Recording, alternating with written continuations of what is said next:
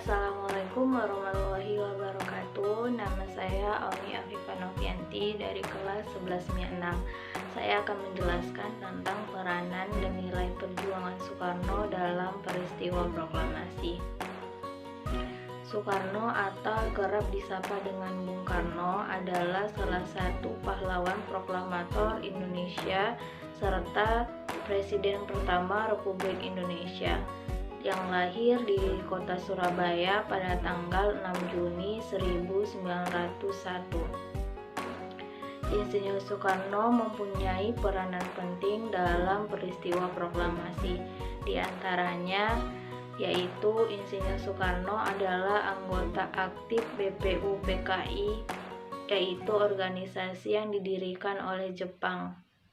Selain itu, Insinyur Soekarno sebagai ketua PPKI yang mengurus tentang persiapan kemerdekaan Indonesia.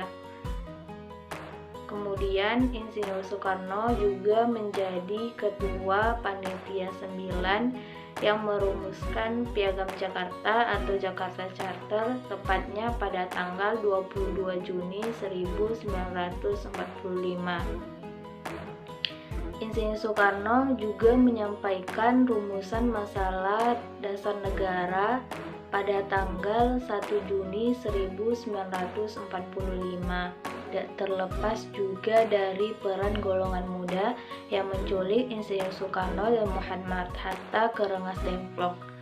Penculikan tersebut dilakukan karena golongan muda merasa bahwa proklamasi kemerdekaan harus segera disampaikan karena pada saat itu kota Hiroshima dan Nagasaki dibom oleh sekutu, tepatnya pada tanggal 6 dan 9 Agustus 1945.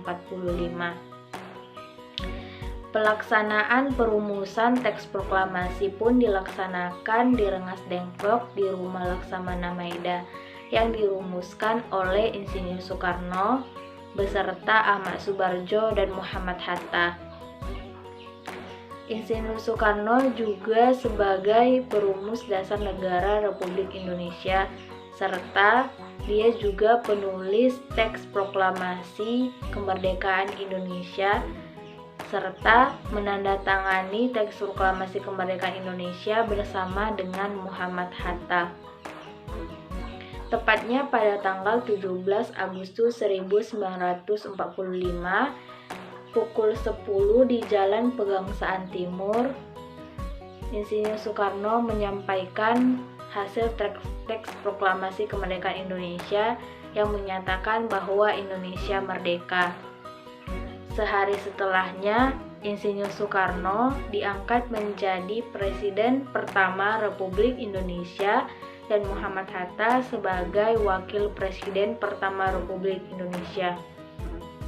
Adapun nilai-nilai perjuangan Insinyur Soekarno dalam peristiwa proklamasi kemerdekaan Indonesia diantaranya berintegritas, berani, religius, nasionalis, pantang menyerah, menjunjung tinggi asas musyawarah dan mufakat, mengedepankan kepentingan bangsa dan negara di atas kepentingan pribadi, memegang teguh tradisi intelektual, serta menjaga persatuan nasional dalam bingkai keberagaman.